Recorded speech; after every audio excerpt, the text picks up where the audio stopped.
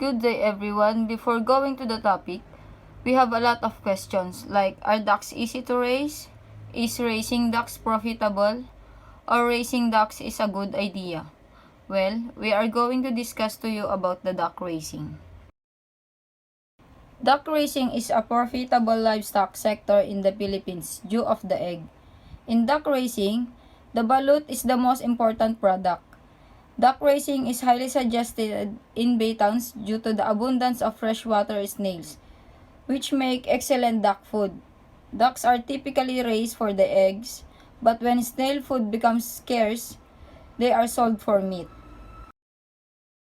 This graph shows you about the volume of duck production and the annual growth rate in the Philippine duck industry. In 2019, it shows you 5.33 in metric ton and negative 4.5% in growth rate. And in 2020, shows you 4.92 in metric ton and negative 7.8% in growth rate. And in 2021, shows you 6.81 in metric ton and in 2021, shows you 6.81 in metric ton and 38.4% in growth rate. This second graph shows you about the distribution and annual growth rate of duck inventory by farm type Philippines as of July 1, 2019 to 2021. In 2019, it shows you the 33.1% in commercial and 66.9% in backyard. And in 2020, it shows you the 36.8% in commercial and 63.2% in backyard. In 2021, it shows you the 33.7% in commercial and 66.3% in backyard. All in all, in year 2021, it shows that the growth rate of backyard is 10.2% and in the commercial is negative 3.7% and a total of 5.1%. This third graph shows you about the average farm gate price of duck meat and annual growth rate in Philippines from April to June 2019 to 2021. In 2019, the farm price was 65.93 pesos per kilogram and the growth rate was 6.9%. And in 2020, it was 70.20 pesos per kilogram and the growth rate was 6.5%. In 2021, it was 86.63 pesos per kilogram and the growth rate was 23.4%. Advantages of duck raising. Housing amenities that are simple, low cost, and uncomplicated are required. They require little upkeep and flourish in a wide range of environmental conditions. Requires less space for rearing and a shorter period of brooding. They are also very resistant to most bird illness and have very low mortality in most duck farms. It can also eat a range of food including rice, cassava, copra, corn, and fruits. Points to consider in starting to raise ducks. Personal qualification and capabilities. Second one, availability of resources. Third, assured supplies of good ducklings. Fourth, constant supply of other farm inputs. Fifth, market assurance. And lastly, accessibility and sight of the duck farm. Kinds of ducks. The first part in kinds of ducks is the egg-type ducks. The first one is the native or the pateros duck. It is commonly called itik and is smaller than imported breeds but good layers and non-sitters. Their eggs are large and color are black and gray, barred or what we call bulek, and white feathers mixed with black-green. The second kind of ducks or the egg-type ducks is khaki Campbell duck. It is brown color, active habits, do well in good range and show little desire in swimming. And these ducks are good layers. They release 300 or more eggs a year and it is also large and thick-shelled and weigh from 70 to 75 grams each. The third kinds of duck or the egg-type ducks is the commercial hybrid duck. The world's first hybrid egg type, known as CV2000, was developed at Cherry Valley Farms in England. It is white plumage. Lays its eggs at about 20 weeks of age. The body weight at point of lay is about 1.5 kilograms. It could lay 285 eggs up to 72 weeks of age, and the color is pure white feathers. The fourth kinds of ducks, or the egg-type ducks, is the Indian runner. The origin was from in East Indies. They very erect normal posture with an almost straight neck. Their back is long, straight, and narrow. This breed's eggs production characteristics are similar to those Khaki Campbell. The least kinds of ducks, or the egg-type ducks, is Saya. The origin was from Taiwan. The color range from solid black in the neck to pure white, and their body size is small. It lay about 207 eggs in 360 days, or almost a year. In selection of stock, it is worth considering the related to egg production such as high egg number, large egg size, and thick shell, and performance of stock differ under varying environmental and management conditions. Also, buying replacement stocks from reliable and reputable balutan or hatcheries. Tips for care and handling of hatching eggs. The first one is collect all eggs as soon as possible. The second one, choose only eggs that are suitable for hatching and incubation. Also, fumigate eggs immediately after collection and before incubation. And lastly, reduce evaporation and needless heating during storage. Keep hatching eggs in a generally cold and dry location. These pictures show you the incubation and hatchery management. The first picture is a traditional perch rice method, balutan or tuong method. The second picture is an artificial incubator. And the third picture is use of broody female Muscovy. Handling and fertility determination. The procedure should be carried out on or before the 14th day of incubation. Percentage fertility is defined as a ratio of fertile eggs to total eggs multiplied by 100. The second part in kinds of ducks is meat type. And the first one in meat type of ducks is BB, or the Muscovy duck. It is called palo because of its carunculated leaves red.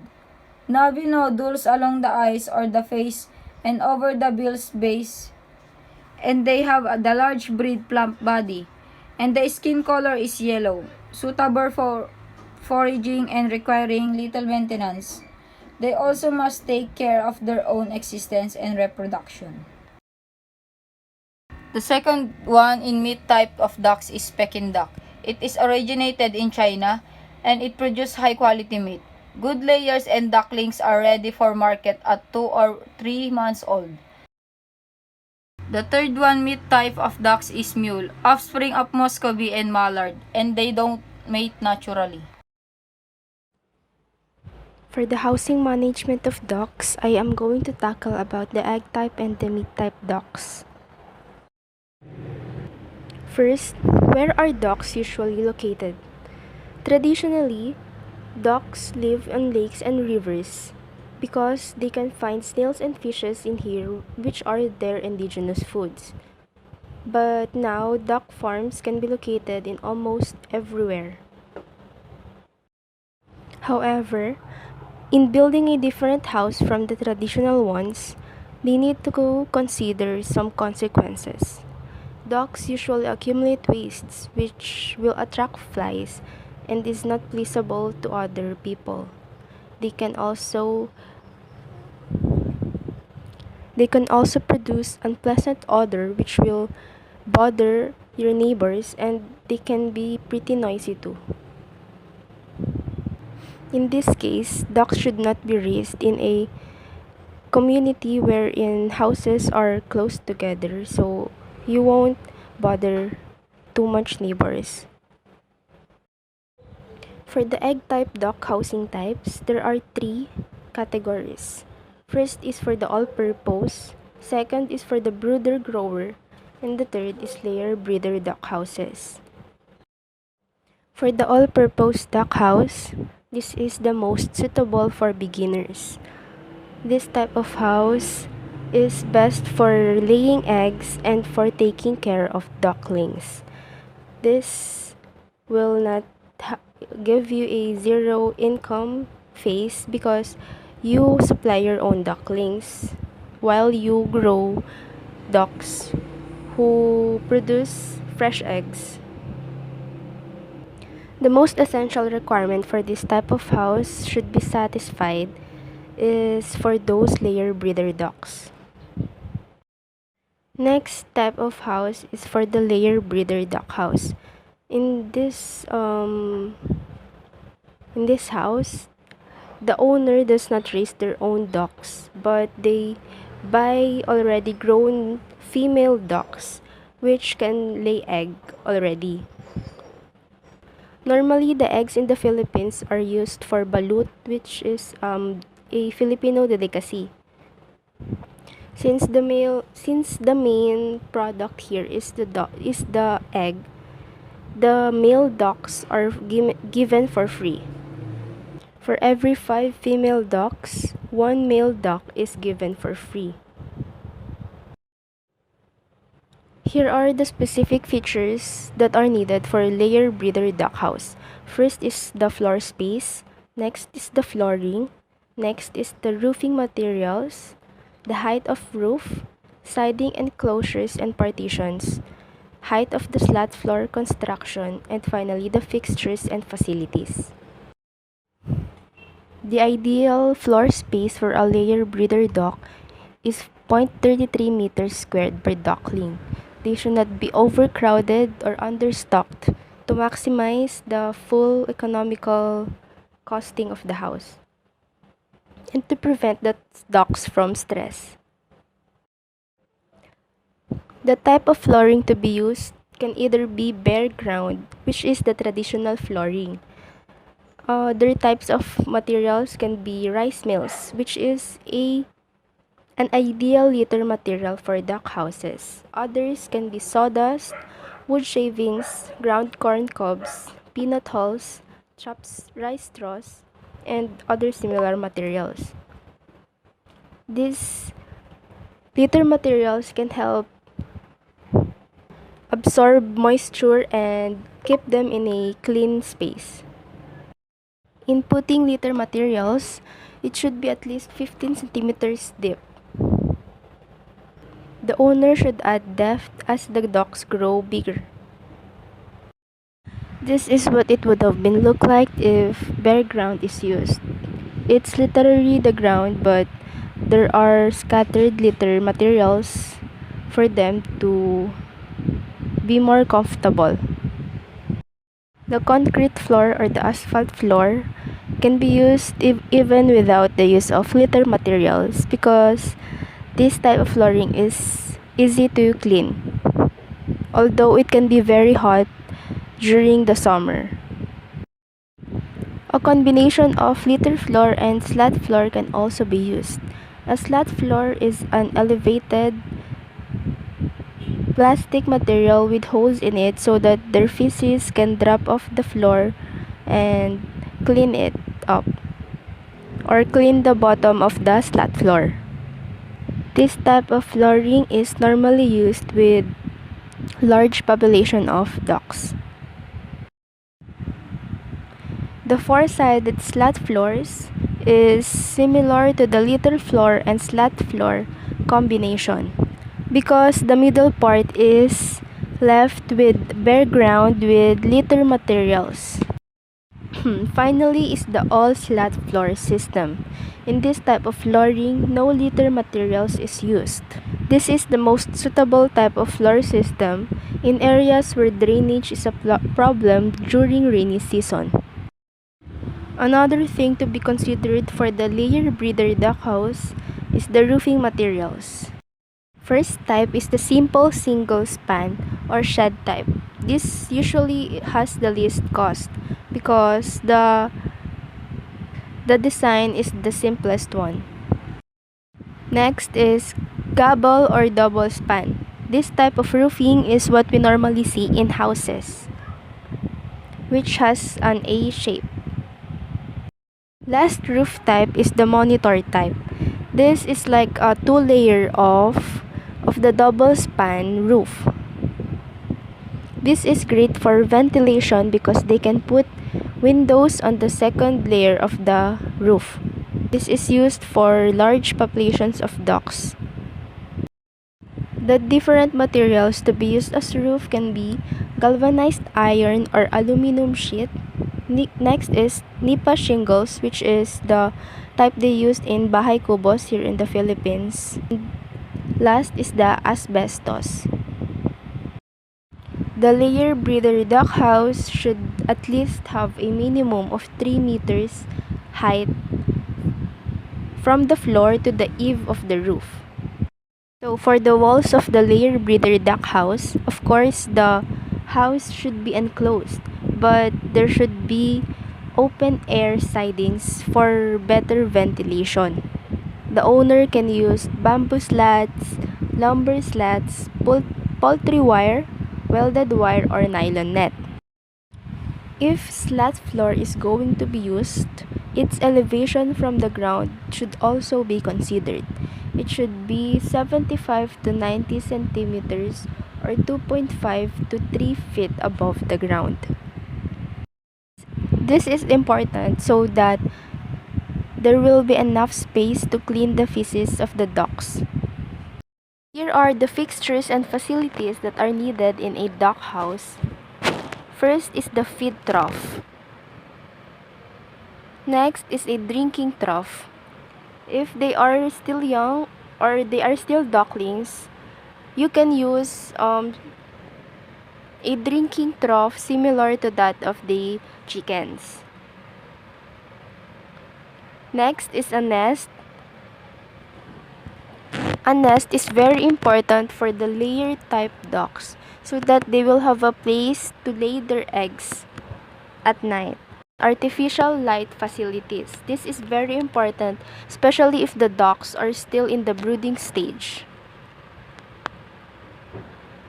Other useful devices can be pails, feed scoops, cart or wheelbarrow, water hose, egg trays or egg baskets, shovels, catching hooks or catching nets, catching crates, and brooms.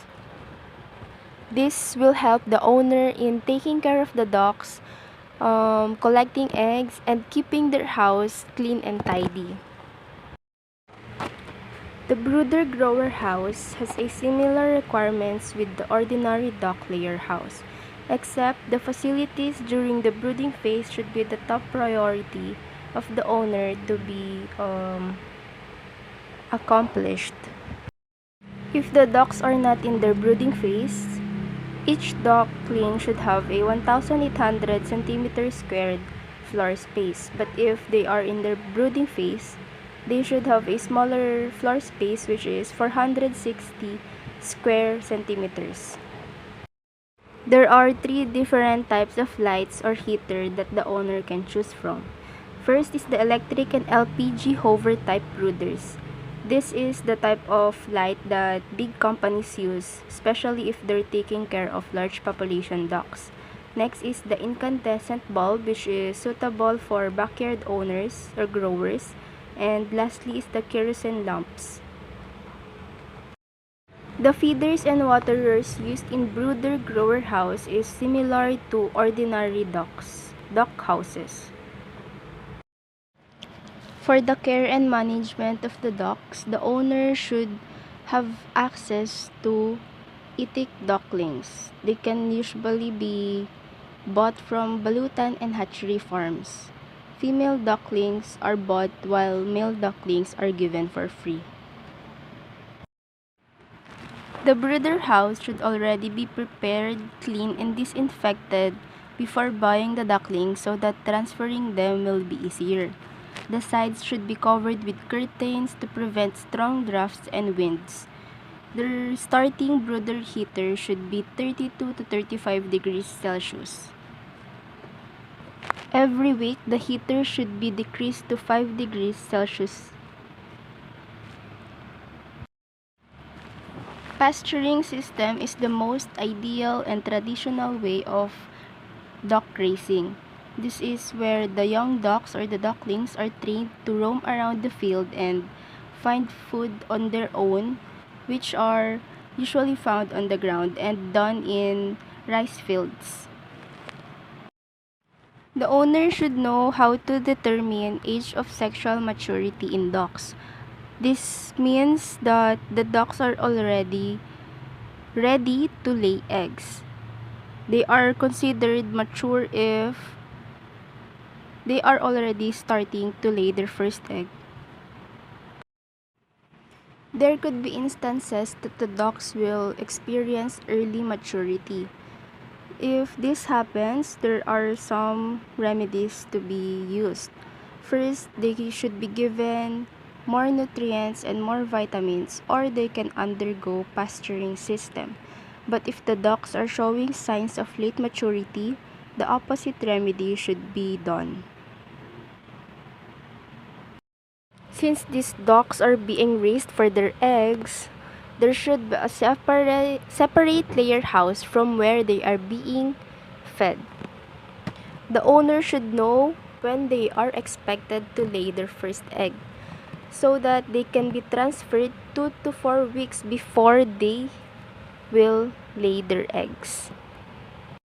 Since ducks are waterfowls, fresh water or clean water should always be available for them. Their watering troughs should be located at the periphery of the house, and each duck should have a 2.5 to 5 centimeters space for drinking. If possible, flowing water is the best kind of water to serve them. Ducks usually lay eggs during the night or during the dawn, so egg collection should be done during the morning. But the owners should not do it if the mother is near the egg. The owner should feed them first so that the ducks will leave their nest and then they will have the chance to collect the eggs. Damaged or cracked eggs should be separated from the good eggs intended for fresh consumption should be cleaned and washed, but those intended for balut consumption should not be washed. But if they are really dirty, the owner should use warm water. 14 hours of day length is beneficial for the ducks. This means that their lights or artificial lights should not be open 24/7 because it can be stressful for them. The ideal height of the light should be 2.5 meters from the back level of the ducks. It is important for them to experience the night so that they can also rest well. Culling is the removal of ducks with abnormalities, defects, injuries, diseases, or ailments. Those who do not lay eggs should also be culled or removed. After that, they should be replaced with new ones so that this will prevent all of the ducks to be affected.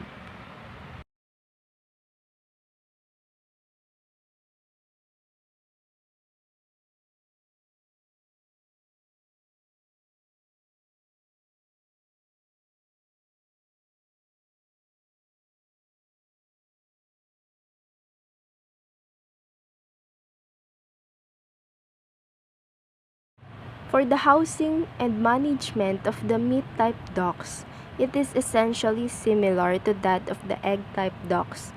The only difference is that meat-type ducks are larger, therefore they require larger space and larger houses. Another great difference of meat-type and egg-type ducks is that the owners raise all the ducks as ducklings themselves. Unlike the egg-type ducks, they can be bought already mature. Meat-type ducks also undergo brooding stage. For their brooding temperature, it is quite similar to that of the egg-type ducks, which is 30 to 32 degrees Celsius during the first week.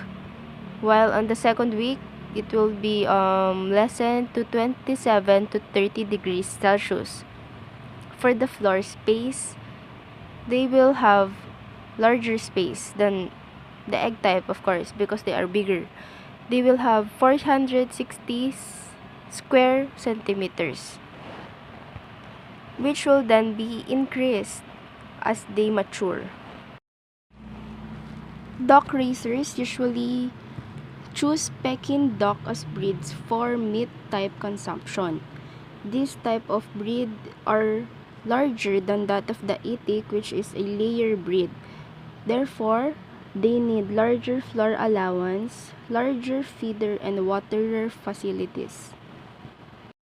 In raising meat-type ducks, the mortality rate is normally higher than that of the egg-type ducks. 3% is low, which is not yet alarming.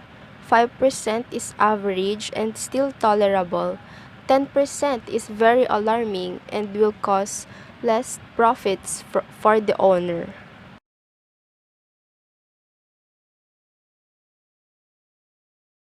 In duck raising, marketing is also important. You should determine if you want to be a producer, if you're going to raise ducks, if you're going to make baluts, sell the baluts, cook ducks, or if you want to raise ducks to sell it to the producers only. So these are the different marketing channels for duck raising. There are 5. All of them starts from the producer and almost all of them ends with a consumer except for the third one, which ends with a duck raiser. The producers are usually the ones who are going to raise the ducks for either their meat or their eggs. After collecting the eggs of the ducks or butchering them for their meat, they will hand it over to the assembler or wholesaler, which will find retailers to hand it over to consumers, which will be the one to eat the eggs, eat the meat, cook them, and enjoy the final product. So here is the summary of the flowchart of the marketing channel for duck raising. Here are some tips in marketing duck eggs. Of course, if you're going to be in this industry, you need to make contacts with other producers. The price should be the same with that of the other vendors or other producers to avail to have cooperation. Next is grade your eggs according to their size, meaning there will be smaller eggs produced by the ducks, there will be larger eggs. Smaller eggs will cost less than that of the large eggs. Selling clean eggs is also important because it attracts consumers, buyers.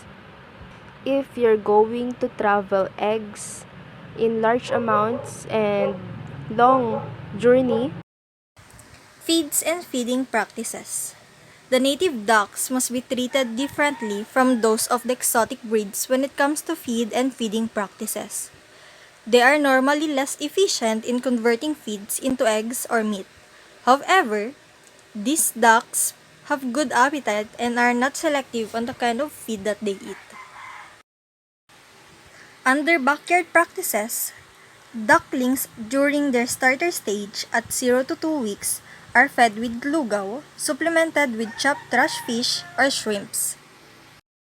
Native ducks' age at the point of lay depends on their growth and development, which reflect the nutrition they received during the growing and development stages. Ducks from the pasture are moved into confinement when they are ready to lay. At this time, they are fed with palay and suso or katakaw. Too long grazing without proper nutrient supplementation can delay the sexual maturity of ducks. Ducks from the pasture are moved into confinement when they are ready to lay. At this time, they are fed with palay and snails, sometimes supplemented with commercial duck-laying pellets. Good quality snails satisfy the major portion of the protein needs of the duck for egg production. When native ducks start to lay on time, egg production increases at similar rates as the laying pullets. However, if the point of lay is delayed, the peak of egg production is slowly reached or may not be reached at all. Mixture of palay, rice middlings, rice bran, and other concentrate feeds are placed in separate feeding troughs. Feeds and feeding practices for egg-type ducks. As soon as ducklings are brought into the brooder area, they must be provided with fresh and clean water in sufficient number of waterers. Starter mash or pellet in shallow feed troughs or hopper. They must never have access to feed without water because dry mash is difficult to swallow. The waterers must be placed near the feeders. The ducklings must have full access to feed during their first 8 weeks. Aside from feeding damp mash, wet mash feeding can also be practiced. Wet mash feeding can improve feed consumption.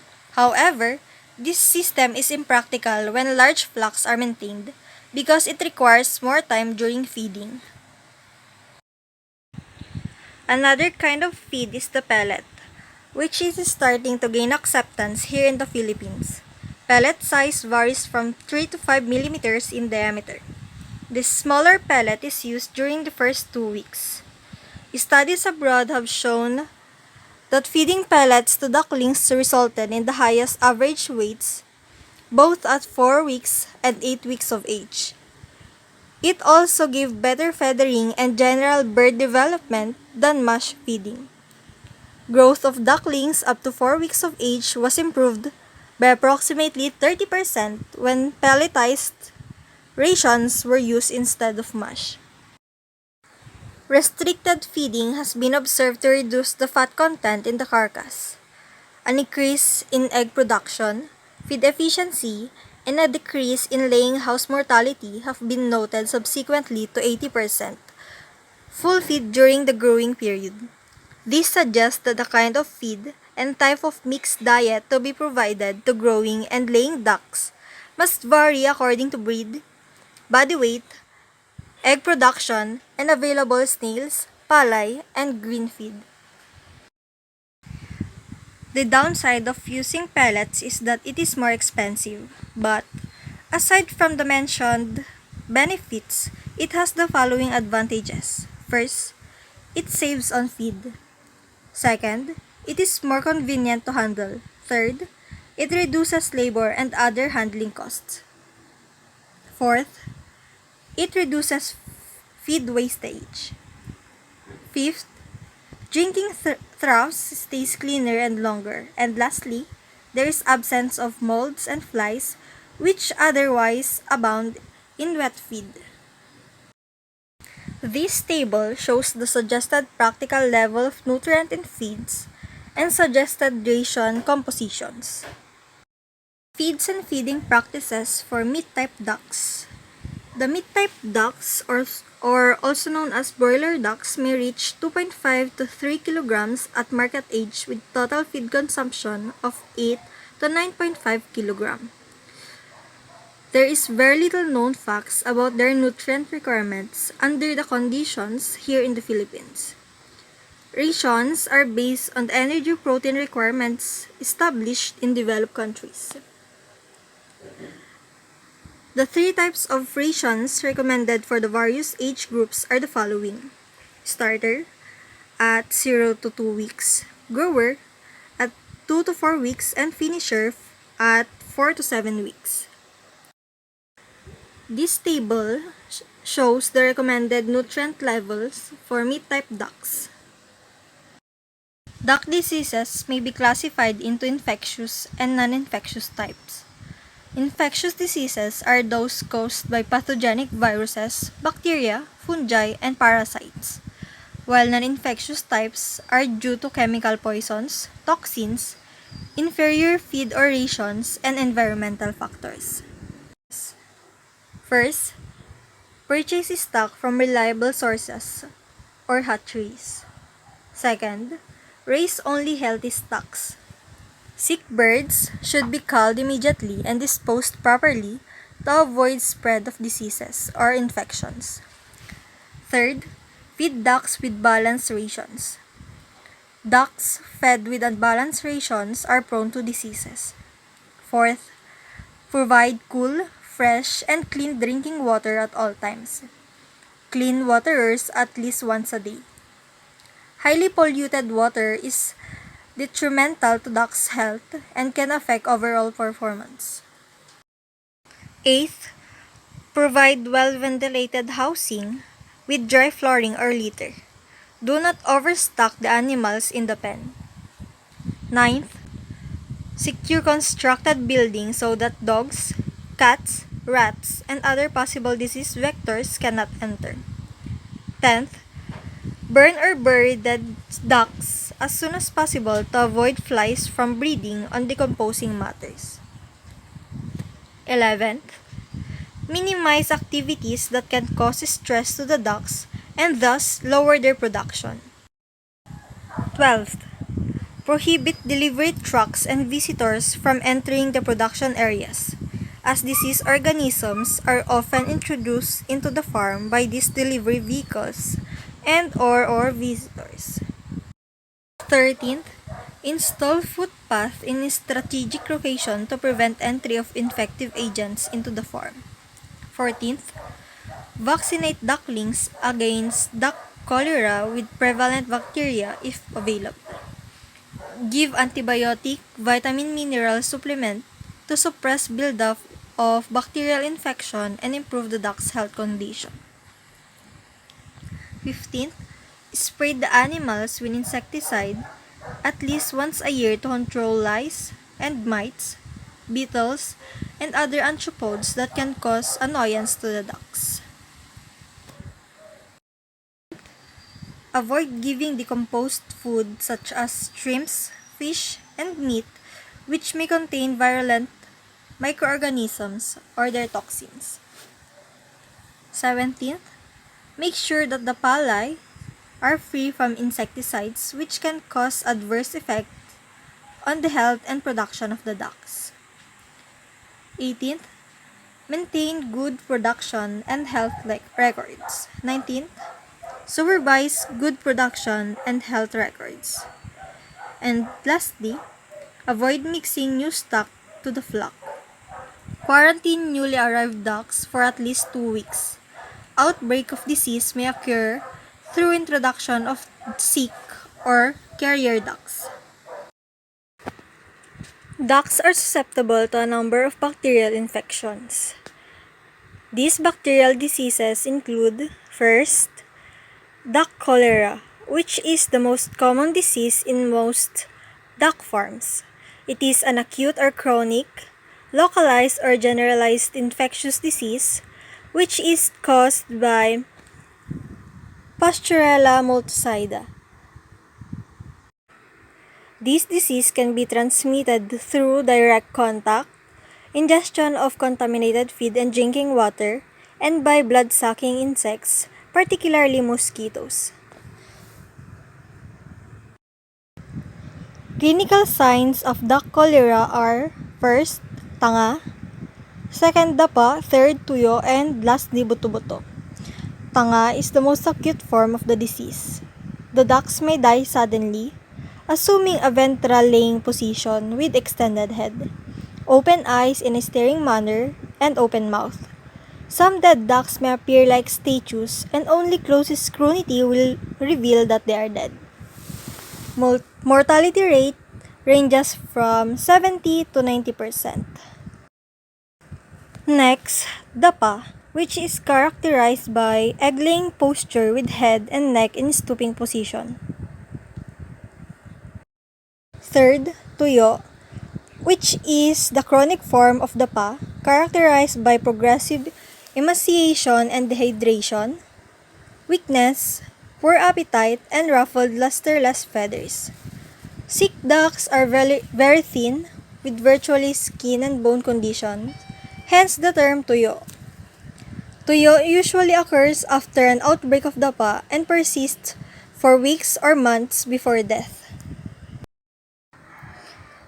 Another bacterial disease in ducks is the salmonellosis.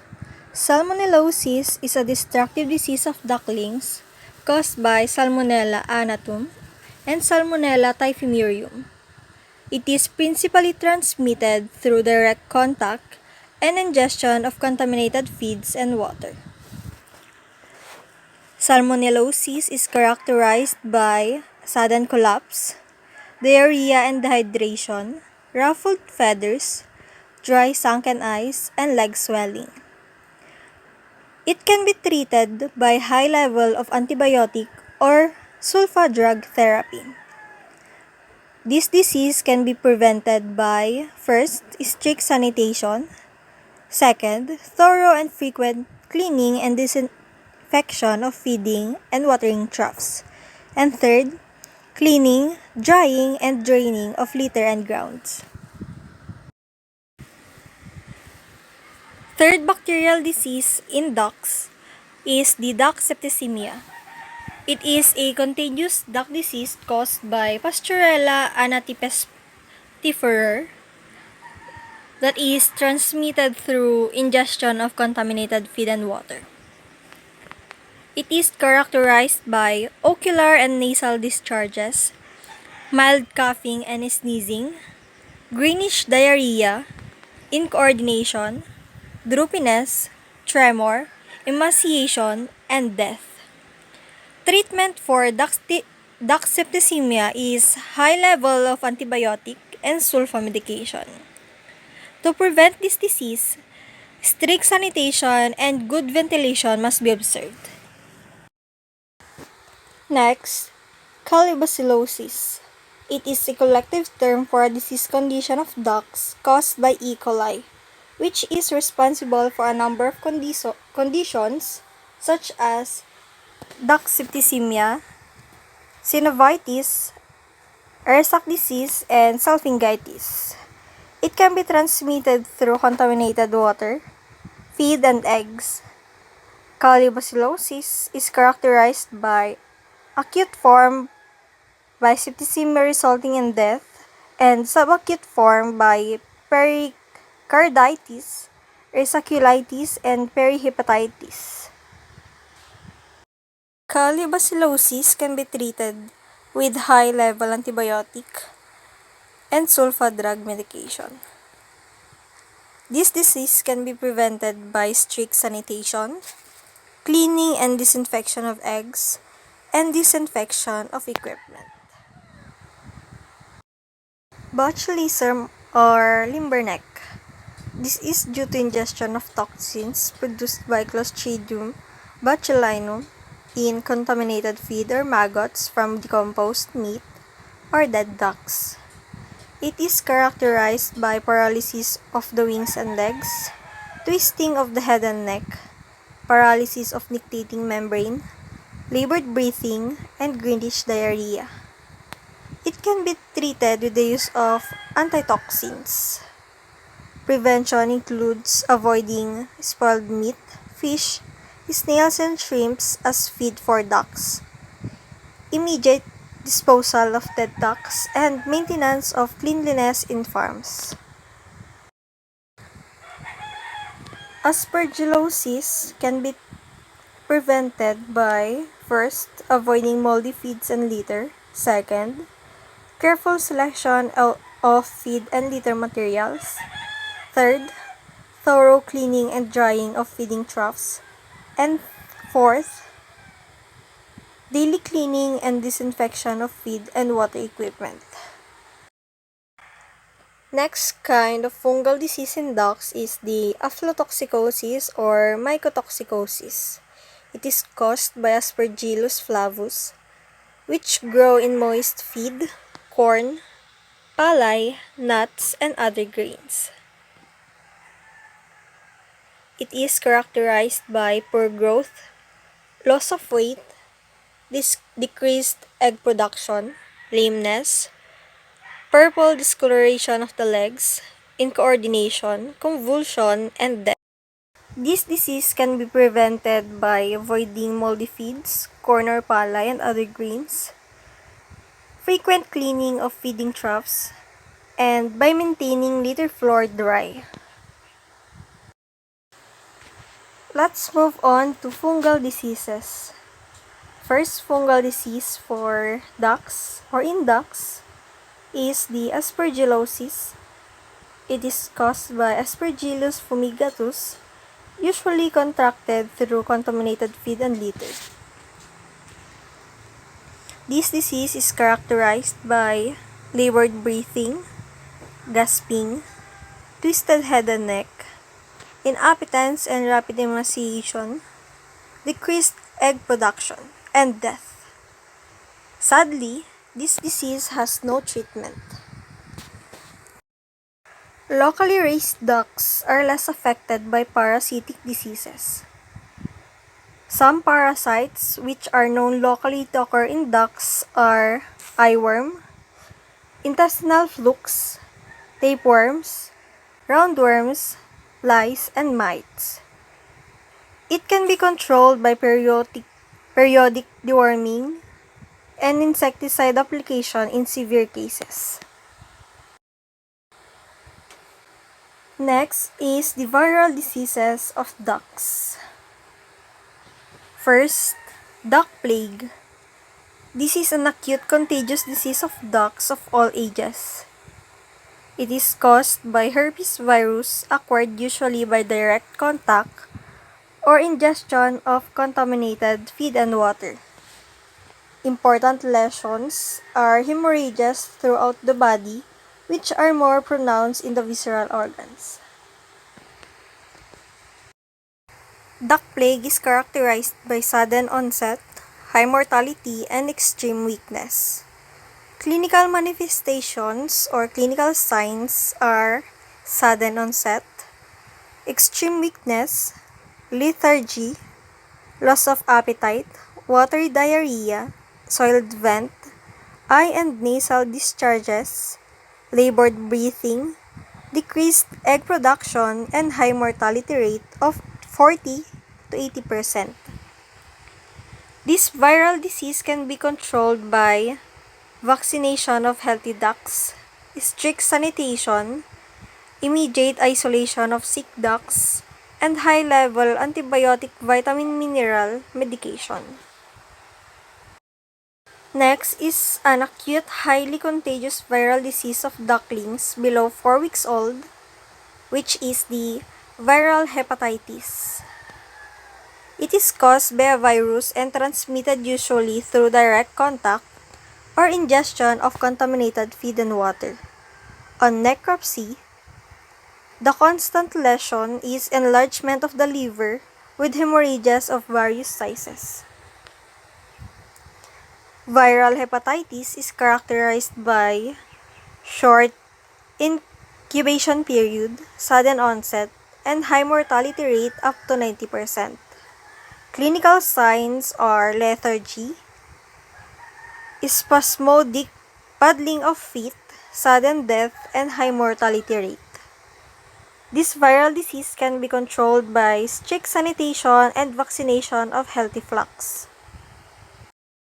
The recommended vaccination and medication program is presented in this table. So let us proceed in processing and utilization of duck. Duck meat is as appealing as chicken and turkey meat, but it has unique meat characteristics.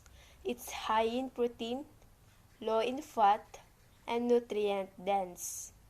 Duck meat is also widely used in further processed products, but it is used less frequently due to functional limitations.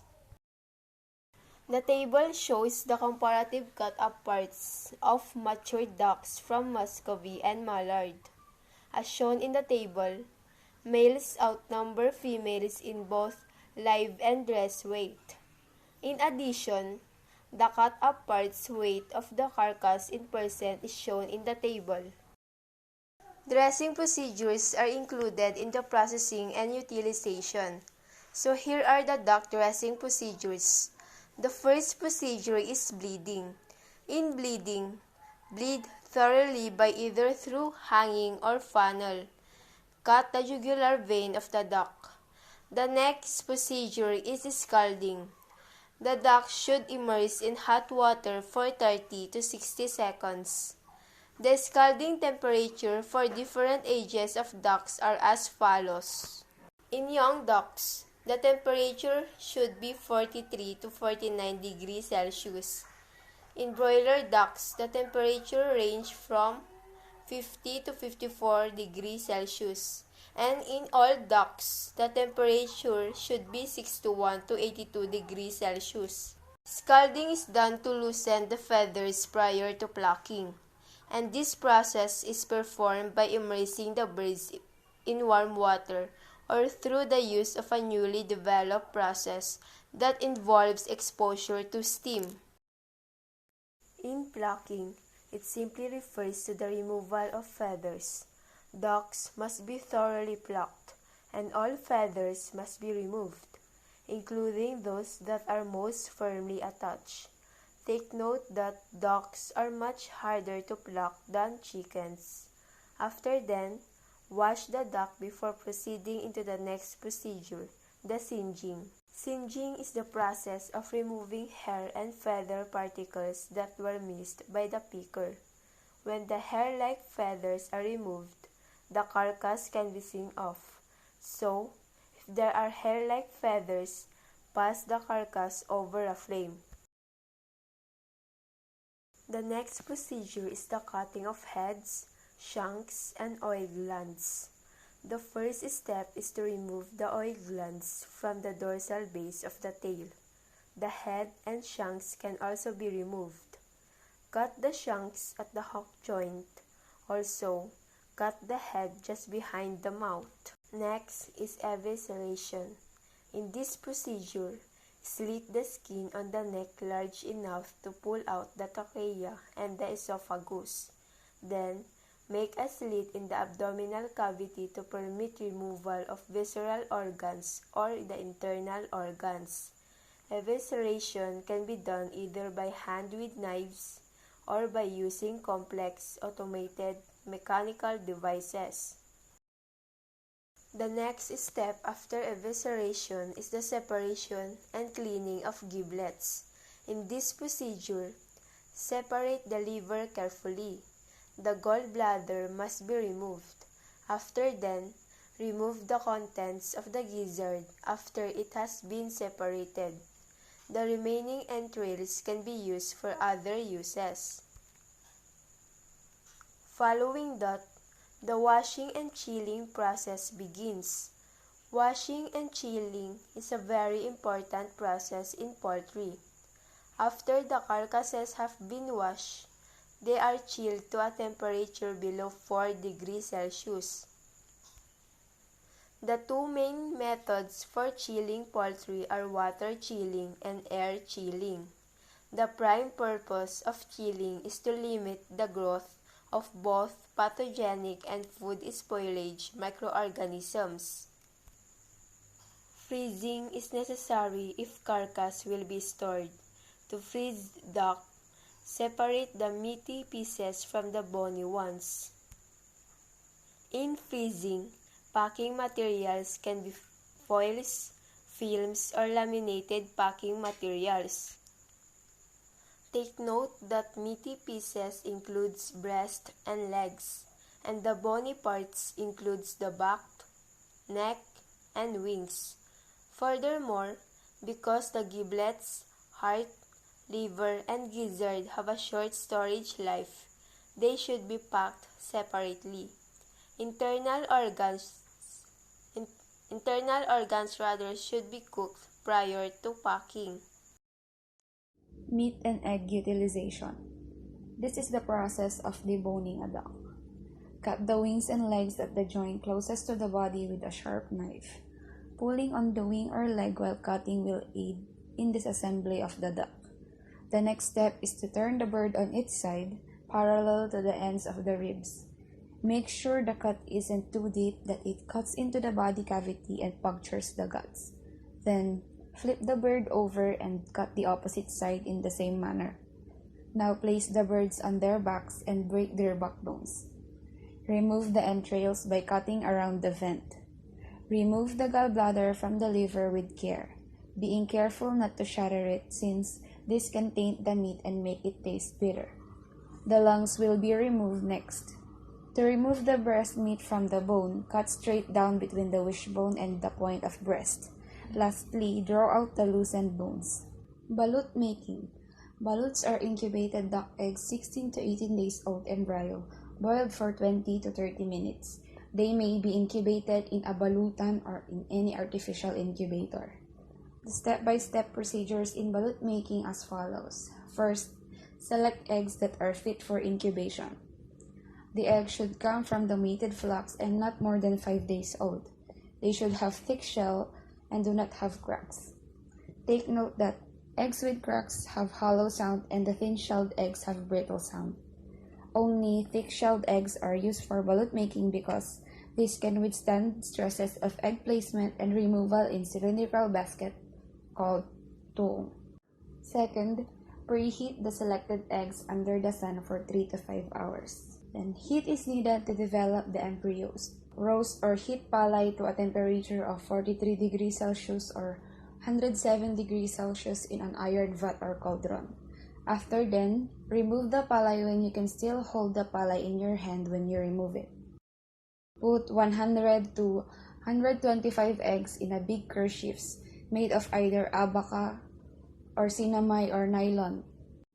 Before putting the first bag of eggs in the cylindrical bamboo incubator basket with a measurement of 45 cm in diameter and 60 cm deep, place a bag of heated palay at the bottom of the basket. Alternate the bags of eggs with the bags of heated palay. Then turn the eggs at least 2 or 3 times a day. Heat the palay in the morning and in the afternoon during cool days. Then candle the eggs on the 7th, 14th, and 18th day to select infertile eggs.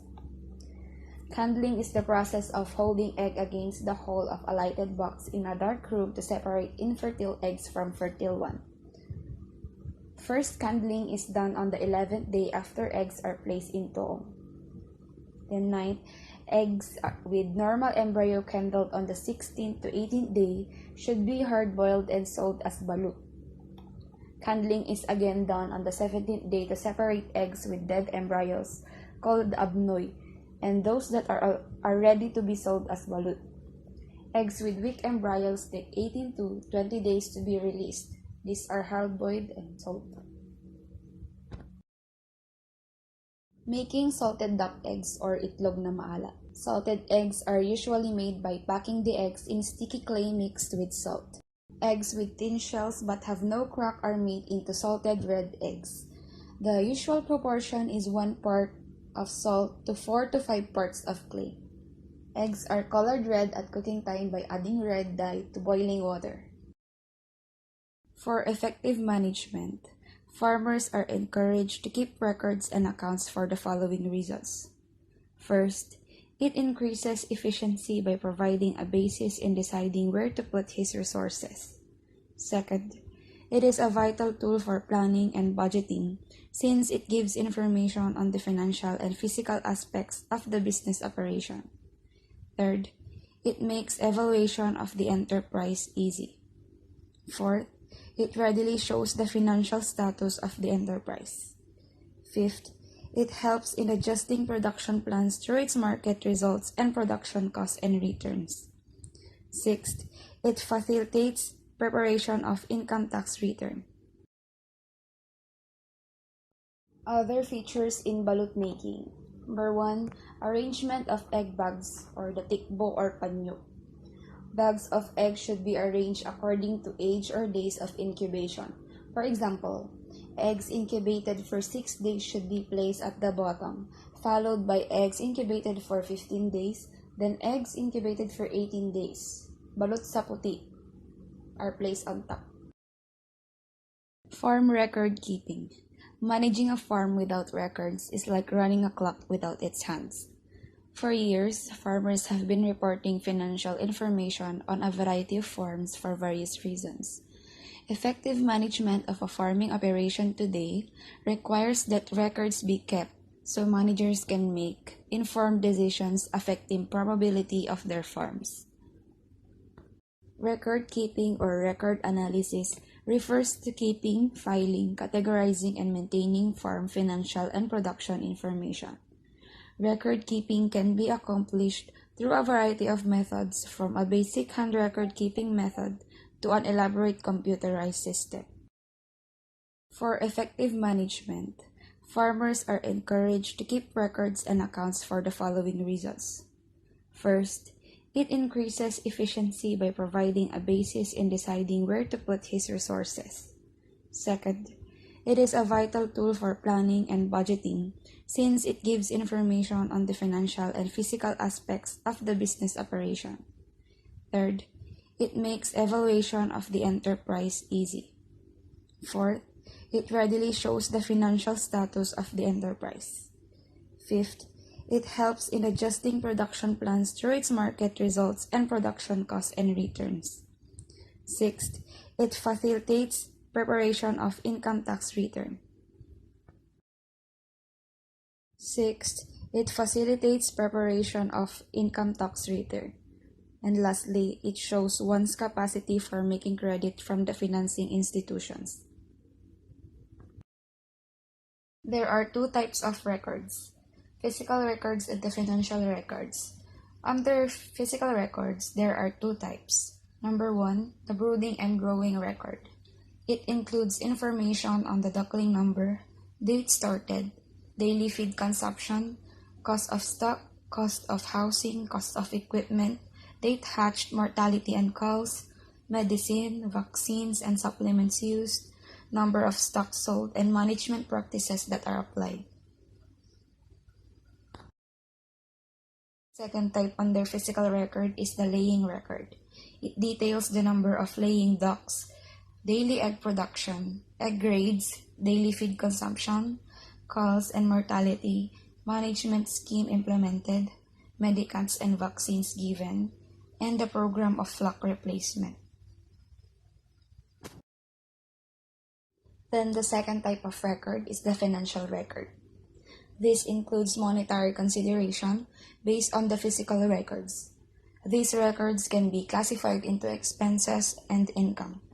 Under expenses, it includes costs of construction, equipment, stocks, feeds, medicines or vaccines, supplements, labor, electricity, water, and maintenance. And under income, it includes sale of eggs, sale of duck broilers, culls, and feed bags. Then cost and return analysis, also called the enterprise analysis. It requires information on both variable and fixed inputs. The net income or loss can be computed by deducting the total cost from the total returns. In this analysis, the return on investment or ROI can be computed also by dividing the net income by the average capital investment and then multiplying by 100. The enterprise is making money if the net income is positive with a return on investment higher than the opportunity cost of money or interest.